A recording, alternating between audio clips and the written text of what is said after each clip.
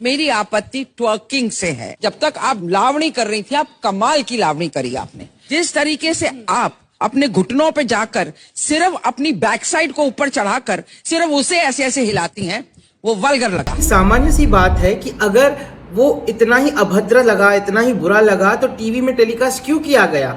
ये सब स्क्रिप्टेड रहता है। जो डायरेक्टर्स रहते हैं बहुत टाइम पहले से प्रैक्टिस करवाते हैं स्टेज पे। ऐसा नहीं है कि परफॉर्मर डायरेक्ट जज के सामने डांस कर रहा है, ऐसा बिल्कुल नहीं होता रियलिटी शोज में।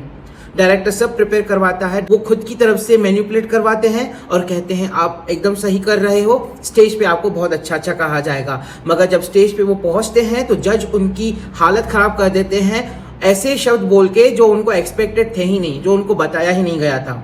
सेकेंड थिंग, उन्होंने कहा जब तक आप लावणी कर रही थी तब तक ठीक था, मगर जब आप घुटनों के बल पे आके ट्वर्किंग कर रही हो, ये उनको बुरा, पता नहीं उनको क्या क्या बुरा बुरा बोला, गलत गलत बोला।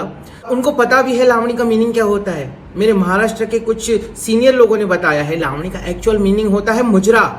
और अगर उनकी बात पे भी यकीन ना करें तो मैंने गूगल पे सर्च किया, देखिए ये पेज है, इसमें लास्ट की लाइन्स में लिखा हुआ है कि ये एक सेंसुअल डांस होता है। मुजरा एक औरत और बच्चों के सामने नहीं किया जाता है, एक तरह का सेंसुअल डांस है। तो अगर सेंसुअल डांस में ट्वर्किंग कर लिया तो क्या गलत किया? वक्त के साथ बदलाव होते हैं और बदलाव उसके अनुसार ही हो रहा है कि किस तरह का डांस है।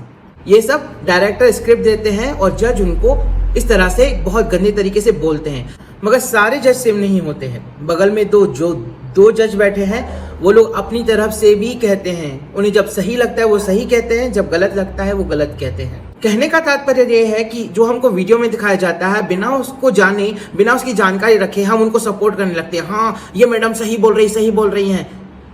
ऐसा नहीं करना है। अपनी तरफ से भी सोचना है कि एक्चुअल में क्या हुआ होगा।